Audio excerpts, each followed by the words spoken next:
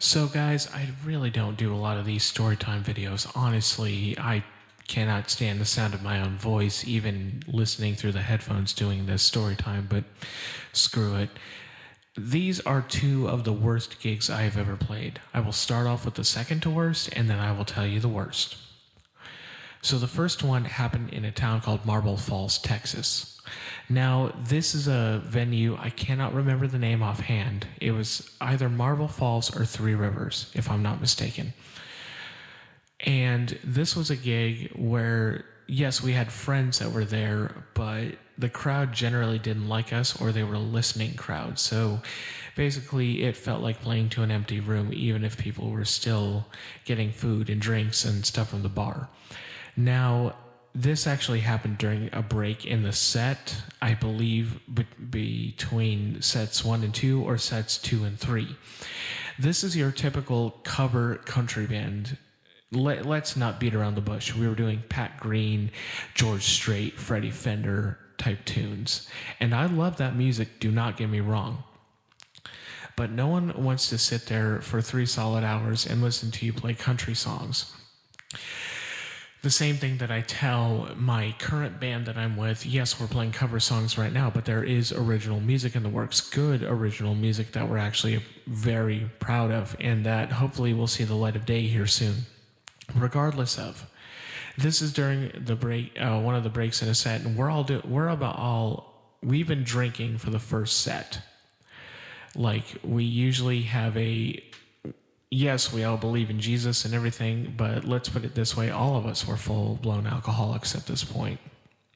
I still believe in Jesus. He's still my Savior, and that's something I am unashamed to say. Let me put in picture the scene for you. I'm sorry, it is 3 a.m. and I'm very tired, but screw it, I am telling this story. So we're all smoking cigarettes and drinking and having a good old time. And one of the girls who was there listening to us play, she was actually into it. And I'm a married man. Before you guys think anything, I've been married since 2017, and Lord, with your guidance, I will be married to my wonderful bride for years to come. Anyway, so we do the formality thing. We do the friendly, oh, you're a friend of the band thing. That's cool. And one of the girls wants to take a picture.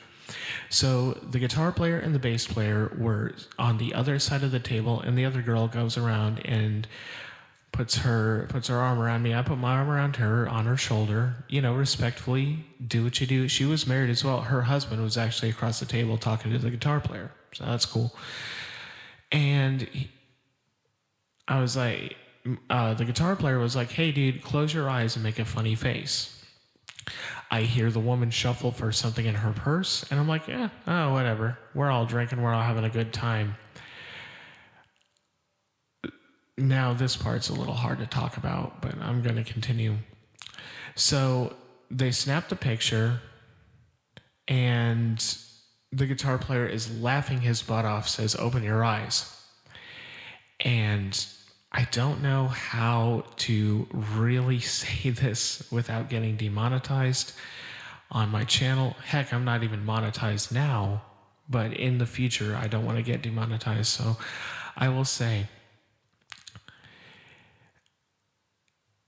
when I opened my eyes, this woman is holding this long purple silicone adult toy about an inch away from my mouth.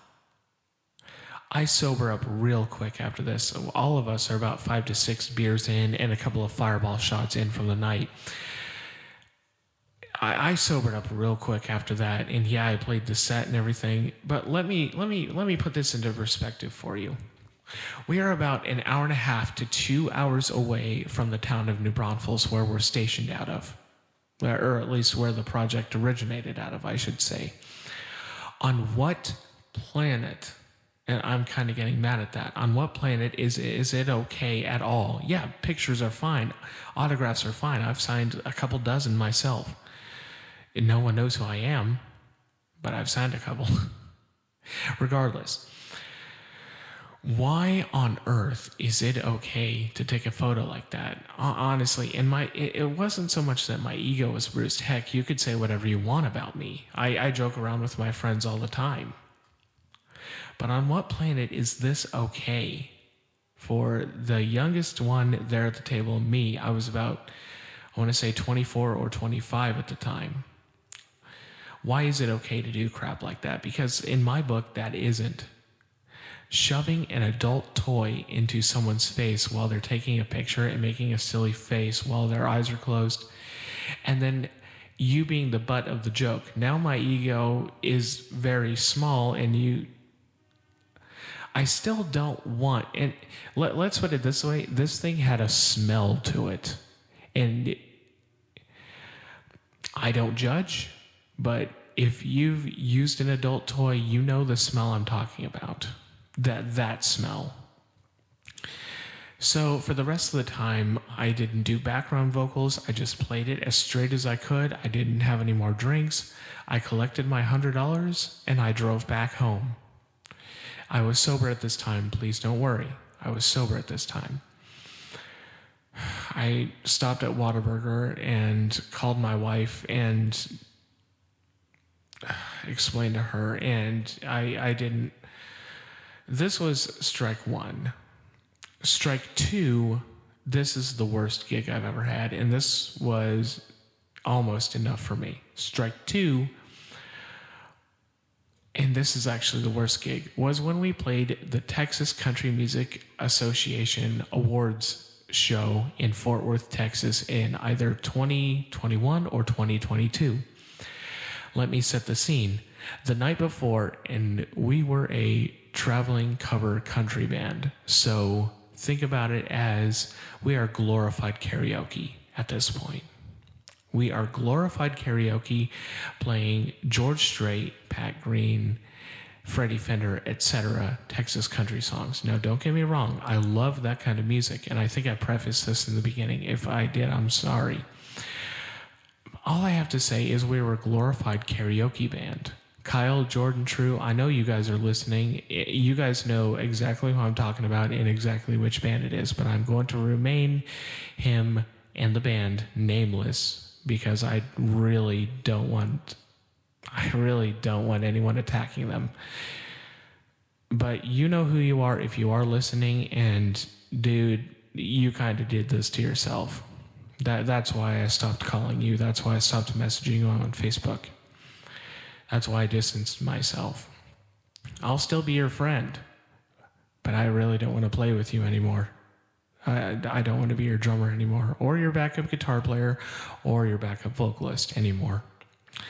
So getting back to the story, Fort Worth, Texas, in November, we are halfway drunk from the night before. Our bass player decides to go on ahead, and he drove himself, but dude, you know who you are, and honestly, I pray you get over your personal demons, man. I honestly do.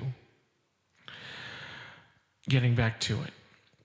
We arrive there. We are unclear of what the set time is. We are unclear of when we're supposed to be performing. We are unclear of the lineup. All we get is a dinky little sheet of paper when we sign in with our band's name on it and all the other bands that are performing that night. Well, that day, it's an all-day festival, but the headliners usually kick off around 7 or 8 o'clock.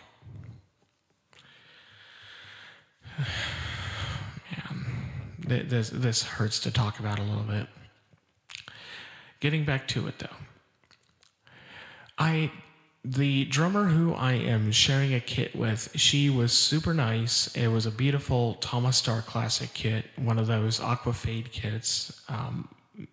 Beautiful kit. Anyway, we decide to get there, and I decide to just take my snare, cymbals, and bass drum pedal, because that's what you do if you're sharing a kit down there. And well, with any like multiple bands on the bill, unless you want to schlep around your own gear, which I had maybe got 3 hours of sleep that last night. I was in no mood to set up my entire drum set. So what ended up happening was we all decided to get some beers and just kind of wait around. And I was still smoking at the time. I don't anymore. I quit, thank the Lord. But I had maybe had 5 cigarettes to last me the entire day, and you know how some drug addicts are looking around for a fix? That was me looking around for a gas station. What ended up happening was, unbeknownst to the bass player and I, the guitar player had hired on another bass player to play the set with us. And that we're like, well, what the heck is this? Why are we doing this? And the guitar player's like, oh, he's an old friend of mine. He used to play with me around this area, and I can call him for anything. And the sad part is that this is unimportant to the main story, but he was the one paid for this gig, not anyone else. And we only played 2 songs, but I'm getting to that. So we're unclear on the set time or where we're supposed to be, and all of a sudden, we hear an announcement on the main PA. The MC says, and now coming out of New Braunfels, Texas, this band that Andrew and 2 unnamed, but he knows who they are, people are going to be playing some music for you guys here in a second. Unbeknownst to me and the bass player at the time was the guitar player had also peeked at the judges' sheets. And even before this, and let's put it this way, this entire show was merely a formality for anything. So everyone was just kind of playing for free, and people who were in the Fort Worth stockyards at this time could come and listen to the music. So basically, he was in a negative headspace this entire gig, and basically all of us, basically he told everyone else, and we're like, well, we're just going to play the gig anyway. We ended up only playing 2 songs. We played an original song. Yes, we actually had an original song, believe it or not, and we did Wave on Wave by Pat Green. The first song, though, we played with our bass player that played with us the night before in Pflugerville. And then through the set, he nudges the bass player and says, okay, this other guy's going to come up.